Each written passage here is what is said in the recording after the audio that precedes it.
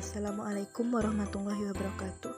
Baiklah, saya di sini Stefani Septidimayanti bersama rekan-rekan saya Junandi Fahri dan Rusna Nur Afista akan menjelaskan tentang menganalisis proses pembelajaran IPA di SD, MI, dan sekolah internasional. Baiklah, pertama-tama saya Stefani Septidimayanti akan menjelaskan tentang proses pembelajaran IPA di SD atau MI. IPA diharapkan dapat menjadi wahana bagi peserta didik untuk mempelajari diri sendiri dan alam sekitar, serta prospek pengembangan lebih lanjut dalam menerapkannya di dalam kehidupan sehari-hari. Proses pembelajarannya menekankan pada pemberian pengalaman langsung untuk mengembangkan kompetensi agar menjelajahi dan memahami agar alam sekitar secara ilmiah. Menurut Karim dan Sun dalam Puskur, mendefinisikan IPA sebagai pengetahuan yang sistematis dan tersusun secara teratur, berlaku untuk umum, dan berupa kumpulan data hasil observasi dan eksperimen, berasal dari bahasa sains yang berarti alam. Selanjutnya, IPA merupakan pengetahuan teoritis yang diperoleh atau disusun dengan cara melakukan observasi, eksperimentasi, penyimpulan, penyusunan teori, dan demikian seterusnya. Mengkait antara cara yang satu dengan cara yang lain. Pembelajaran IPA di SD menekankan pada pemberian langsung untuk mengembangkan kompetensi agar menjelajahi dan memahami alam sekitar secara ilmiah. Pembelajaran pada hakikatnya adalah proses komunikasi transaksional antara guru dan siswa di mana dalam proses tersebut bersifat timbal balik. Selanjutnya, di sini saya mengambil contoh proses pembelajaran IPA di SD atau MI, salah satunya yaitu di SDN Cibugis.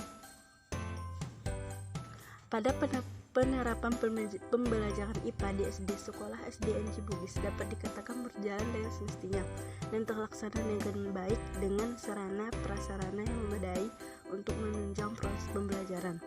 Pada proses pembelajaran IPA atau ilmu pengetahuan alam di sekolah ini juga menerapkan pendekatan saintifik yang dimana peserta didik diberikan ruang untuk bereksplorasi terhadap materi pembelajaran, termasuk dalam kegiatan mengamati, menanya, mengumpulkan data, serta memultikasikan peserta didik.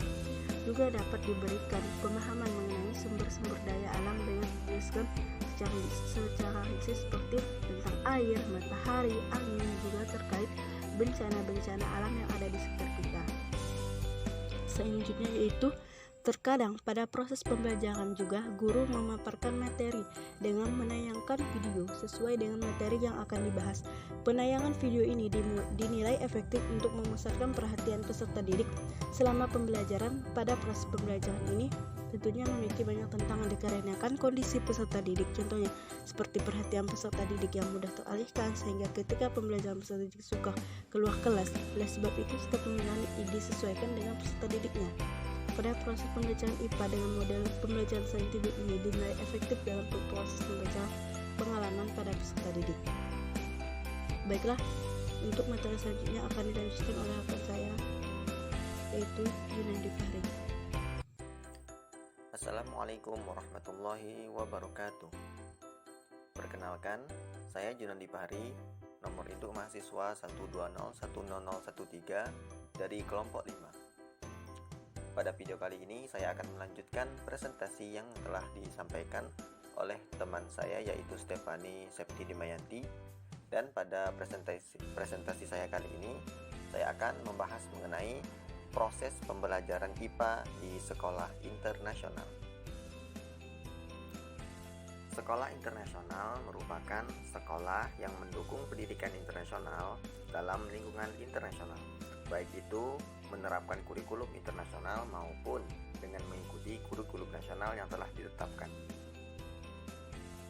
Sekolah internasional ini biasanya terdapat di luar negeri maupun di dalam negeri, yang mana tentunya sekolah internasional memiliki perbedaan jika dibandingkan dengan sekolah nasional. Salah satunya yaitu proses pembelajarannya. Sekolah internasional biasanya menggunakan kurikulum yang bersifat internasional pula, meskipun terdapat juga sekolah internasional yang menggunakan kurikulum nasional. Selain itu, bahasa pengantar utama yang digunakan di dalam sekolah internasional adalah bahasa Inggris, meskipun ada juga bahasa-bahasa lain yang ditambahkan termasuk bahasa ibu seperti bahasa bahasa Indonesia apabila sekolah tersebut berada di lingkungan negara Indonesia ataupun di bawah naungan pemerintah Indonesia. Dan juga pembelajaran yang dilakukan di sekolah internasional, terutama pada tingkatan sekolah dasar, biasanya menitik beratkan pada pengembangan behavioristik. Hal tersebut bertujuan agar untuk mempersiapkan mereka menjadi sumber daya manusia yang unggul serta mampu bersaing dalam tingkatan internasional.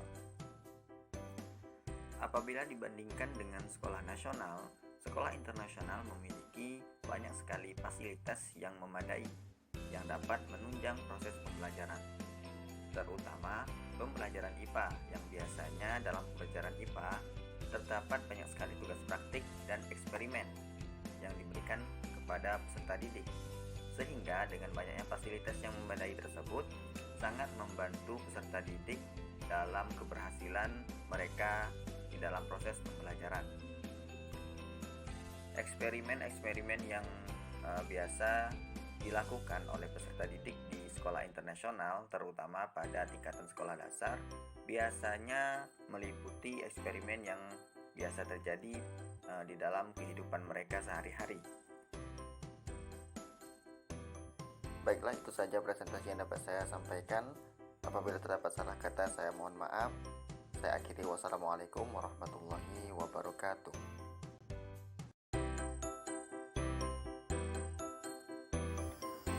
Baiklah, saya Risma Nur Afista. Saya akan melanjutkan presentasi dari Saudara Junandi. C. Perbedaan pembelajaran IPA di STMI dan sekolah internasional. Tentunya banyak perbedaan antara STMI nasional dan sekolah internasional. Di antaranya yaitu yang pertama, kurikulum. Kurikulum yang dipakai oleh sekolah internasional umumnya mengacu pada kurikulum seperti Cambridge Assessment International Education Excellence atau International Baccalaureate. Sedangkan sekolah nasional, baik sekolah negeri maupun swasta, adalah sekolah yang menggunakan sistem kurikulum nasional yang ditetapkan oleh pemerintah melalui Kementerian Pendidikan dan Kebudayaan. Yang kedua, sistem pembelajaran. Sistem pembelajaran sekolah nasional pada umumnya menitikberatkan penjurusan IPA atau IPS, tetapi di sekolah internasional tidak demikian. Sekolah internasional memberikan pilihan mata pelajaran yang bisa diambil siswa-siswi untuk mengembangkan keterampilan mereka. Yang ketiga, bahasa pengantar.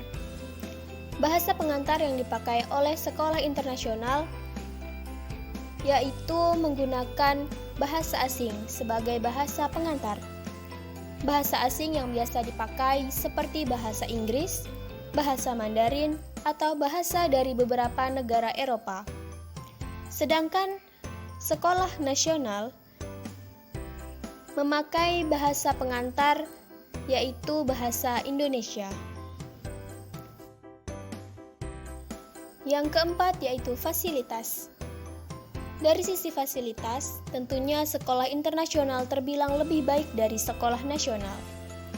Ruang belajarnya, kemudian seluruh fasilitas yang ada di sekolah internasional lebih baik dari sekolah nasional. Yang kelima, tenaga pengajar. Tenaga pengajar yang ada di sekolah internasional, beberapa mereka memiliki tenaga pengajar dari luar negeri. Sedangkan guru di sekolah nasional, baik negeri maupun swasta, umumnya berasal dari dalam negeri. Selain itu, kompetensi guru di sekolah nasional juga menyesuaikan dengan kurikulum yang berlaku. Yang terakhir yaitu tugas dan ujian sekolah. Pada tugas dan ujian sekolah internasional, siswa di sekolah internasional lebih banyak diberikan tugas praktik ataupun eksperimen. Tugas praktik ini misalnya untuk mata pelajaran sains seperti kimia, biologi, dan fisika. Sedangkan pada sekolah nasional umumnya tugas itu diberikan melalui ujian tengah semester dan ujian akhir semester. Demikianlah presentasi dari saya. Assalamualaikum warahmatullahi wabarakatuh.